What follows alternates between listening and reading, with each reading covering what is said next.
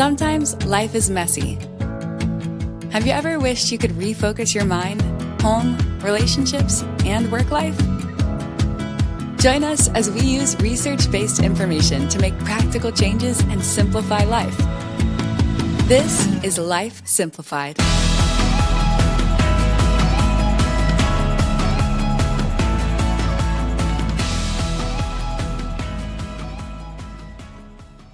Welcome to Life Simplified. This is Tiffany, and I'm going to be your host for this episode. We are continuing on our exploration of the article 75 Pieces of Life Advice from Adults Older Than 50 Who Live in Kentucky. And if you have not listened to the first two episodes in this series, go back and listen. These are some great advice and tips from people that have lived some life. And so we've gotten a good laugh, we've gotten a good inspiration, and so check it out for yourselves. We've made it through the first 34 pieces of life advice, so we're going to go ahead and jump right in with number 35, and that is, don't make life harder than it is. It's already hard enough. It is. Joke. But I mean, I feel like I'm guilty of that sometimes. I don't know if you all are. Same. You overcomplicate it when it doesn't need to be overcomplicated. Maybe a little. We probably all do that, but I was like, yeah, that's me. Hence the whole name of this podcast, Life Simplified. And I think when we first were together and talking about what we wanted to do, we talked about that life is hard, and sometimes we do make it harder than it should be. Or than it could be. And so don't make life harder than it is, because it's already hard enough on its own. All right, number 36. These first few are some very succinct tips. So number 36 is patience is a virtue. I've heard that my whole life. I've heard that my whole life. I have too. It's very difficult though. Yeah. I have no patience. Ask my husband. He'll be like, you're ridiculous. I'm like, I can't help it. So, and my son's the same way. Yeah. So here we are. It's fine. I need to practice it. It is a virtue. I agree with that. Yeah. I agree too. It's a difficult one. It's not one that I am in our great human at. nature. We're not just automatically patient, but I think life throws a lot of things at us to help us work on our patience. So I guess we should embrace those fun times. Okay, I like this next one. 37. Speak the truth gently. I really appreciate that, because I'm very much about truth speaking. Let's be honest, let's be forthright, let's speak the truth, but let's say it kindly. We don't have to be angry and hateful and ugly about it. I've always told people, I can tell someone almost anything. It's not what I say to them, it's how I say it to them. Yeah, tone matters for sure. And I think intention. Am I saying it to help, or am I saying it just to be hurtful? So speak the truth gently. All right, next, on retirement. Having a plan is important. You should know how much money you will be getting in retirement and when you will be getting the money. Excellent points. I think, do your research, have a plan, know what your options are. Yeah, I think that's solid. We've had several tips for retirement. Mm-hmm. I've liked every one. Yeah, very helpful. I mean, I think we all want to retire at some point. But we want to do it in a way where we can enjoy it and not feel financially strained. So that's good. Good advice. All right. A thank you note takes only minutes to write, but can make someone happy for a long time. I agree with that. I'm a thank you note writer. I like doing that kind of stuff. I'm awful at thank you notes. It just doesn't come naturally to me to write out a thank you note, but I love receiving them, and I do value that someone took time to think of me and to do that for me. And I know the importance of them. I agree with this. I'm also not great at it. I've never been much of a card person, So I think that's maybe kind of why that's harder for me. But I do recognize the importance of a thank you note. And I have tried to instill that in the girls as well. When someone gives you a gift, you write a thank you note. So I I've been trying to instill it in them, but I really honestly have a hard time practicing it myself. All right, here's a good one, folks. Hold tight. Don't try to keep up with the Joneses. Buying the next best bigger thing. Spend your time and money on making memories. Memories will live on with others when you are gone. 100% agree with that. Yes. I love this one. Like, love it, love it. I think experiences, moments, memories far outweigh the stuff. Yes, we have so much stuff, and stuff just continues to accumulate. And I think this is a really hard thing to instill in children. I I like to think that we get better about it as we get older, and still it's hard with social media and seeing all the things that people have. And remember, Tiffany always reminds us that that is a highlight reel. Hmm. But trying to instill that in children when they do see at school that this person's got this thing and this one's got this one, and why don't I have that? And that can be really hard.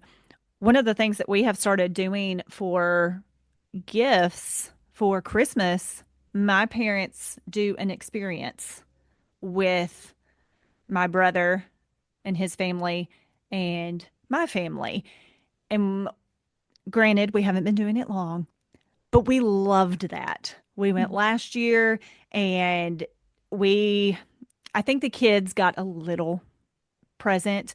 And then for adults though, this was what we were doing. We weren't exchanging a bunch of stuff, and we had the best time and are planning to do that again. And it's not necessarily going to be on that week and a half break that we get towards the end of the year, but we will know that that is what we're doing. We are doing those experiences and making those memories. I love this one. Very good. All right. Treat everyone with kindness, respect, and grace. You don't know what others are going through. Yes, yes, all of that, 100%. So true. Because we know we have tough days and we have days where we're struggling or we're in a mood or we just have heaviness on us that we're not necessarily sharing with everybody else. And everyone we encounter is walking some kind of journey that is not my business, but it is my business to be a kind human to other humans. I like this one too. This is fun. Be competitive, but gracious in any game you play. I'm not always good at this because I'm super competitive and I want to win. I want to win. I just want to win. Yeah, same. I'm like, oh, competitive. Woohoo! Oh, gracious. Oh, okay. Gracious. Mm, Gracious me. okay. Sometimes it's a struggle. It's a goal though, right? You can add it to your list. Absolutely. Always wish anyone who makes your life easier a very good day. That's a weird way to say that. It took me a second. I had to like think that through in my head. So always wish anyone who makes your life easier a very good day. And I think it's just like send them good vibes. Tell them you hope they're having a good day. Like I think it's just acknowledge the people that make your life easier. Cause I mean it's easy for us to make other people's day tough. So that was a different way to say that.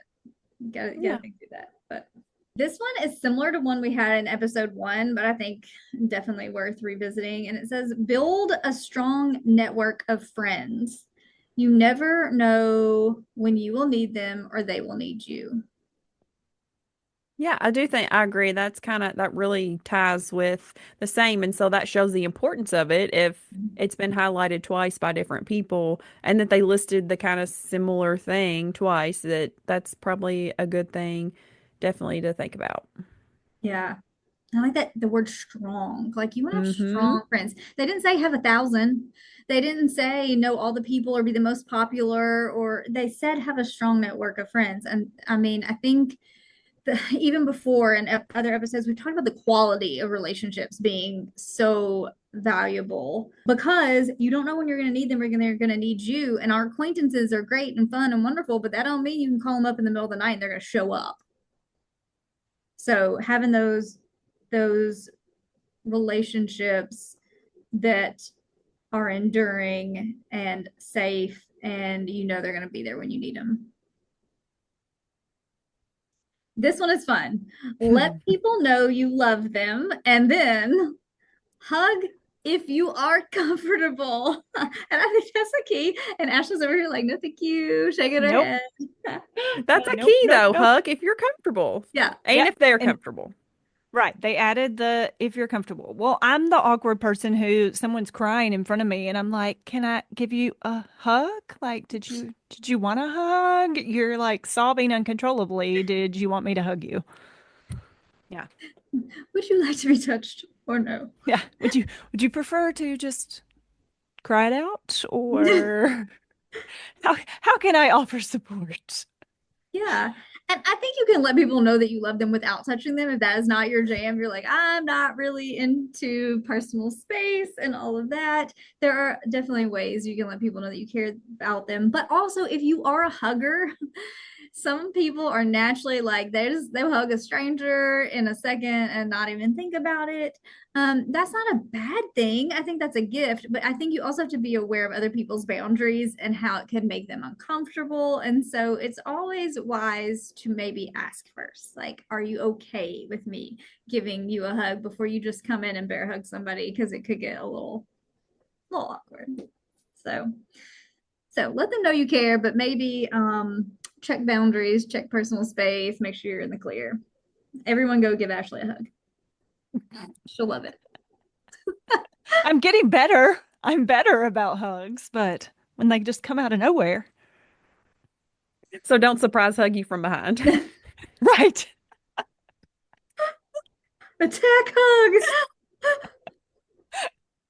Why do I feel like that somebody's gonna do this now? I feel like I this know. is coming in the You've future. you've put the idea out there.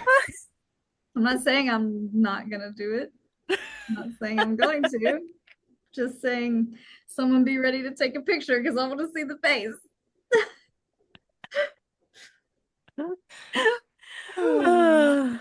Okay, we have to switch gears here, and this one gets Sorry. we're going very deep now. Okay. So we're going All right. Yeah. okay. So this one is death of a spouse leaves the living person a whole set of emotional situations like being alone a lot. And so I think what this person is trying to get across is when someone loses their person, it's a whole nother level of shaking up all of the things. Every routine is impacted. Every moment is different than it would have been otherwise. So I think for those of us that have friends or family member or even just acquaintances that are going through something like this, being so very aware of the depth of what this loss is. And I think not putting expectations on other people's grief, what it's supposed to look like, how long it's supposed to last, how it's supposed to be. I mean, I think of the life experiences we have, grief is probably one of the most individualistic things we experience because our emotions and the way we cope with them and the way we experience them are all so personal and so unique. So while we know there are certain similarities in some people's grief and grieving process, you just can't put it in a box because it's going to be so different. Now, here's a very straightforward tip that I think is sound. Contribute all you can to your retirement account if you have one. I agree with that. I was Yeah. told that by my dad when I got my first job. He was like, put all you can in it, the max amount every single time, and don't ever stop. I Yeah. think that's great advice. And I think if you're And in a situation too where like people match, somebody's matching with you, your employer, like get everything you can out of that. Don't leave money on the table. And start early. Don't just because you've just started your career and you're like, oh man, like retirement's forever away. Well, it might feel that way, but then it gets here and you're like, oh, okay. Yep. Time is on your side in the beginning, and then it's goes quick. All right, I like this one, and it's just 2 words, and it says smile often. And I think that is so helpful because sometimes we get so in our head, we get so stressed, we get so overwhelmed, like that our facial expression shows we're somewhere else, we're overwhelmed, we're just, but I think sometimes just smiling, like just making yourself smile makes you feel better. It makes me feel better. Like it definitely perks me up when I smile at someone or when I just try to make my face look more pleasant. It makes everybody feel a little bit better. So smile. We probably have a lot more smile about than we have to frown about if we really, really break it down. So use that smile. I like this next one. It's short, but I think it's super deep and impactful. And it says prevention beats cure. And I kind of like that. I mean, instead of spending all of my time trying to fix the problems I've created for myself, working on the front end to try and do the best I can to not get to that place. Yes. And when you're eligible for screenings, take that opportunity to do so. And I know that that's one thing that we're like, I don't want to do that. I don't want to go through that process, but it's important. Yeah, absolutely. And it's easy. And I'm going to like full disclosure, I'm behind on one of my screenings right now. I know it, it's in the back of my head. All I need to do is make a phone call, but I get it. Like sometimes our list is so long and we're so busy and we get distracted and we bounce from one thing to the next that you look up and it's been a month and you thought I was going to call a month ago and you didn't, but we got to do it. So I'm going to make a promise to me to make that phone call. So you listening, make a promise to yourself to make whatever the phone call is you need, schedule whatever the thing it is that you've been putting off, because I'd much rather know on the front end than waiting until something really bad comes up. This next one I think has been reiterated by multiple people, multiple ways, multiple times, but that means it's super valuable. So we're going to read it again. It's important to know the right time for you personally to retire. Everyone has their own agenda on what they want to do when they retire. So it's important to make sure you can do those things you want to do. So again, we talk about things are very personal and timing is different for everyone. And I think retirement is the same thing. So I don't think you need to feel guilted into thinking it's too soon if you can and want to retire, or that it's too late if you don't want to retire. I think you just have to be self-aware and know what is the best decision for you and when the time is right. 51, I love, I love, I love, I love, I love it. Recognize how blessed you are. We are so, so, so blessed. If we, if we woke up today, we're so blessed. Okay. But we have so many things to be grateful for, so many things that other people would love to have in their life. And a lot of times we identify them as stressful situations, but they're not, they're gifts.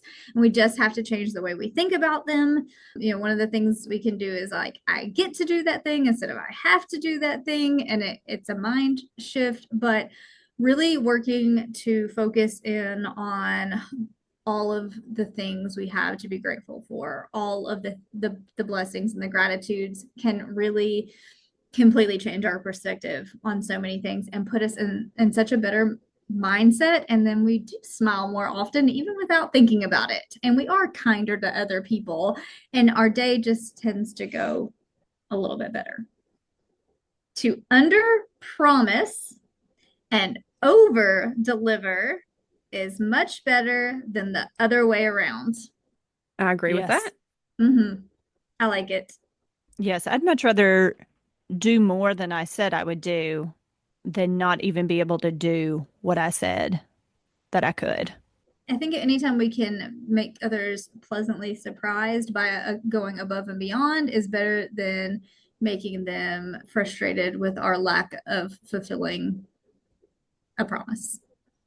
Here's one for my horse race lovers out there.